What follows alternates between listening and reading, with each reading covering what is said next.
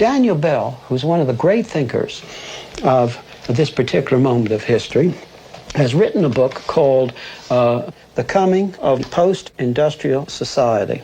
In it, he says, both government and business has become so technical that the technocrats must become an elite to take over. And he says this is what's going to happen if we continue in a straight line from where we now are. But in it, he gives a most astute warning.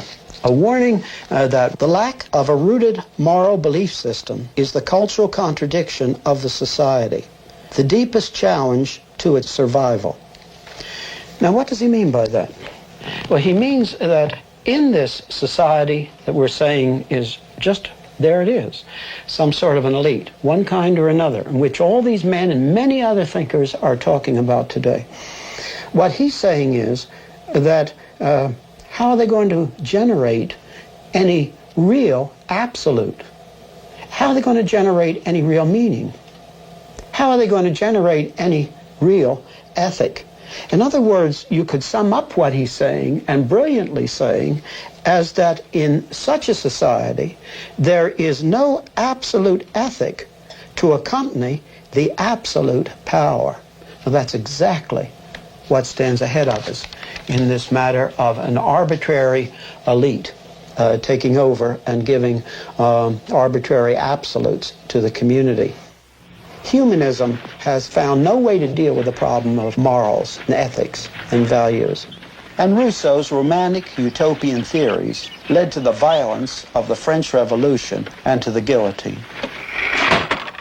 Now, when we begin to talk about an authoritarian elite, please do not think of the model of Hitler and Stalin. That would miss the mark completely. What we're facing is something much, much more subtle. Something of which Hitler and Stalin would not provide the model at all. Rather, it's in all probability going to be a manipulative authoritarian elite. A manipulative authoritarian elite. In episode 6, if you can remember back to episode 6, at the end of that on science, we showed many of the suggested forms of manipulation that have been suggested by various people, and some of which are already in practice.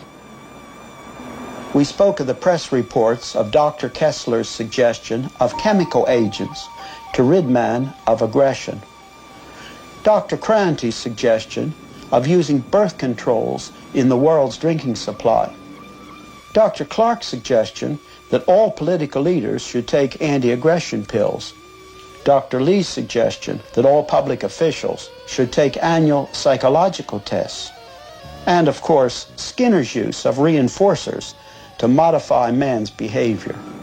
But there was one that we didn't touch on at that time that really is going to be increasingly important in the days ahead, and that's the problem of genetic engineering.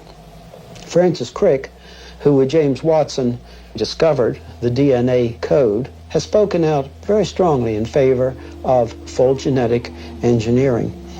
Quote, "Some group of people should decide that some people should have more children and some should have fewer.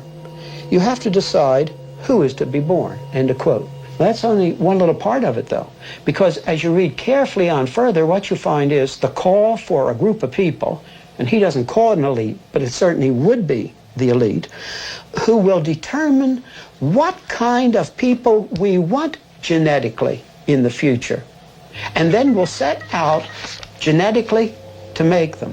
Now, many of the technical breakthroughs have been made. Now, when people believed, indeed, that man was made in God's image, there was a real basis for humanness. I'm saying humanness, for people being human. But once this is removed, as it has been now so largely removed with the loss of the Christian consensus, there is no reason, once we see people merely as a machine, as not qualitatively different from non-people, non-man, there's no reason why we should not tinker with them. As a matter of fact, Francis Crick in this article uses that word tinker. There's no reason why we shouldn't tinker with them genetically, and there's no reason we shouldn't manipulate them, and there is no reason why we shouldn't control them.